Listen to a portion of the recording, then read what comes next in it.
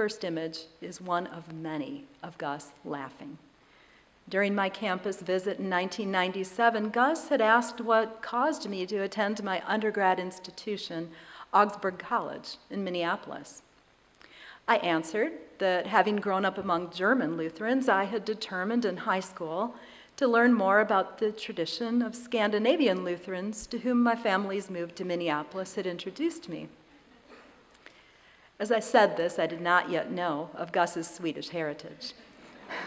But it came to me when he turned and said, "May I say an excellent criterion for your choice."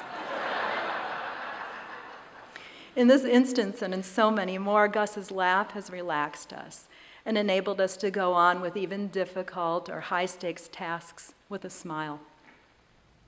If you knew Gus even for a short time, you knew quite a lot about what he thought and what he believed was important, because he would tell you.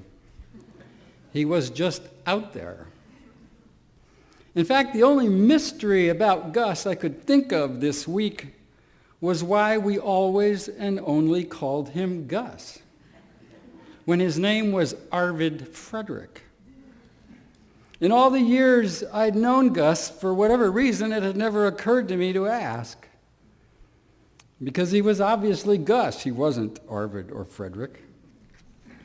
So only this week did I learn that he got that name even before he was born, when family members and his parents' friends, Swedish people devoutly proud of Gustavus Adolphus, vowed to call him Gus, no matter what his parents chose. And it stuck. But here's a little story. A year ago last May, as we were preparing to move from Hughley Hall to our new building, I made a small wager with a friend about who would pack the most boxes and who would be the last to finish. Gus almost won both categories, but he was inched out in that second category, last to finish, by his next-door neighbor on Chicago Street, who shall remain nameless. I'm sorry, Al. Anyway, when our boxes were delivered to the new A&S building, I could tell Carter Hansen was very nervous about this ominous wall of boxes that stood in the hallway between his and Gus's offices. For weeks, as I walked by, I would tease Gus that I couldn't tell when he was seated at his desk unless he answered me. I think Gus was taking his time mostly because his books and papers were many and various, as Betsy has suggested, and they needed to be in just the right places. Anyone who ever stopped in for a chat in that office was familiar with the many prints on the wall, the golf putter he kept at the ready to prop open his west window. I might add, it was probably the best use of that putter. And particularly the dozen or so photographs of Bonnie carefully arranged around the room. Gus was absolutely at home in that workspace and made sure that all the rest of us were too.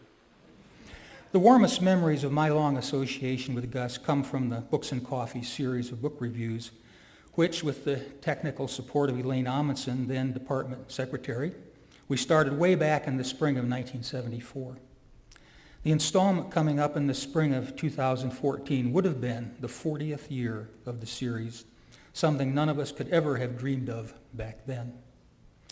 About the middle of each October, Gus and I had met to pick the books and the reviewers and set the schedule, a task that Gus always prepared for meticulously, with stacks of New York Times book reviews and bestseller charts ready to hand, and a list of faculty he thought we could somehow coerce or guilt into preparing a review, mostly the younger ones.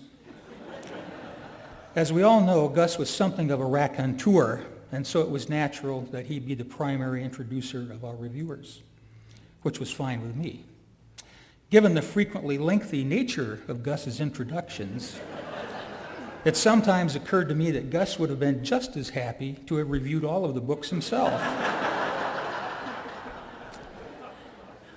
It's probably a little-known fact of Books and Coffee history that Gus, who had radio connections even in those days, had arranged for the first year's Books and Coffee reviews to be broadcast live by a local radio station. This practice stopped abruptly and embarrassingly in mid-review one Thursday afternoon when a young faculty reviewer of James Baldwin's If Beale Street Could Talk selected for reading aloud every salacious passage he could find in the novel. And there were lots. Some of the older local citizens in our audience seemed on the verge of fainting, hearing for the first time of things they had never heard of before. Gus and I later agreed that there were some things mentioned that we had never heard of before either.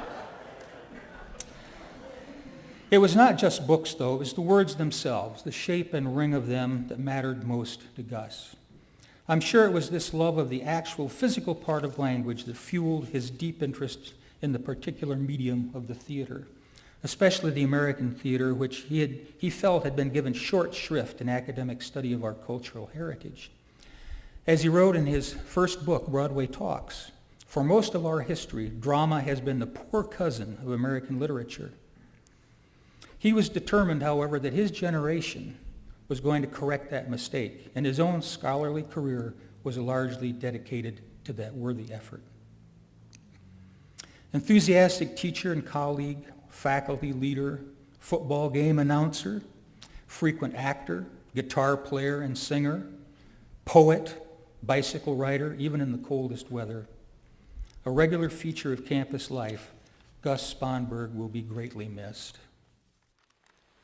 One of the first things that occurred to me as I began to sort through my memories of Gus was this stunning realization that I couldn't remember a single bad thing Gus ever said about a student.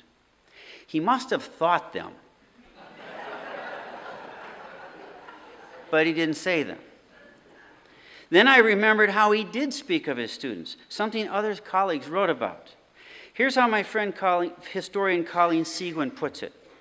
Gus was fond of railing against the faceless bureaucrats in Indy who continuously make bad political decisions about education. Can you hear him? At the same time, he, more than anyone I know, did an amazing job of making sure that his students were never faceless, even to those who did not know them. When he'd tell stories about class in the cohort meetings, he'd always say something like, Rebecca from Crown Point, or Justin the sociologist thought, and these are his students. Colleen goes on, such a small thing, but so indicative of how he never forgot that they had identities, that they came from somewhere and aspired to something. Our classrooms in the new building have lots of windows. So the view is of Gus in his 8 a.m. Intro to Literary Studies class, talking with students who are leaning in and rapt.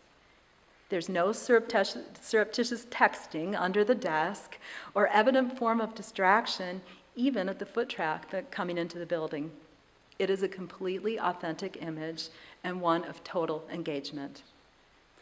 I'm lucky to be able to say I've been Gus's colleague in the English department since 1989. We were part of a great interdisciplinary group of colleagues who slummed together on the third floor of Hughley Hall for many years. And last year we became next-door neighbors in the new Arts and Sciences building. Honestly, I wasn't sure how that would go, being Gus's next-door neighbor. I knew Gus would always be there. Gus's door would always be open. Gus gets a lot of phone calls. Gus would meet often with his students. Even if I closed my door, Gus's great voice would come booming through the wall. To make a long story tragically short, it was easy. In fact, it was great being Gus's office neighbor. Yes, he was nearly always there when I arrived in the morning. He was often there when I went home at the end of the day. At times, the stream of students in and out of his office was constant. A great reminder of what it is we are meant to be and to do as teachers and scholars. Gus was just such a great presence as a scholar, as a teacher, as a colleague, and as a mentor. Now that closed door next to mine is so strange. The silence is eerie. The absence is huge. Gus was a giant. His was a sharp, big-hearted, generous, fully stocked intelligence, and he used it tirelessly, serving others. He will be greatly missed. He is warmly remembered. All of us must do all we can to keep his spirit and his example alive in our common work together. Here is this poem called New Odyssey. Away, afar, beyond, bereft of kin, wayward, wandering, far-ranging vagabonds, yearning, star-drawn, the pioneers sweep on, outward bound, adrift on the solar wind. A man, a woman, orphans of warm earth, or splendid voyagers with golden sails, or gypsies roaming ancient stellar trails, a caravan in quest of celestial birth. If, deep within cold interstellar space, some fearful eye spies life on this raft, will it perceive the heart within our craft, a pulsar pounding out the rhythms of peace? A spirit's starburst pierces new frontiers. An odyssey is our home. Let us praise pioneers. I'd like to read a poem that comes from the celebration of Marilyn Lovejoy, a cousin of my mother's, and also a woman who I was named after. Do not stand at my grave and weep. I am not there. I do not sleep. I am 1,000 winds that blow. I am the diamond glints on snow. I am the sun, unripened grain. I am the gentle autumn rain. When you awaken in the morning's hush, I am the swift, uplifting rush of quiet birds in circled flight. I am the soft starlet at night. Do not stand at my grave and cry. I am not there. I did not die. A devoutly Christian man, indeed a lay theologian, not to mention an incurable Lutheran, heard with the rest of us last Sunday's gospel lesson, that parable in Luke about the rich man to whom the Lord says, "This night your life is required of you, and now whose will your wealth be?" Gus's wealth, Gus's great good fortune was you, all of you. And he was part of ours as brother, husband, dad, and our companion to know and to love on the pilgrimage that each one of us gets just one time on this planet, where no one knows where and when the curtain will fall, or exactly when we might have shared our Last Supper. It's all handled. The end of the story belongs to God.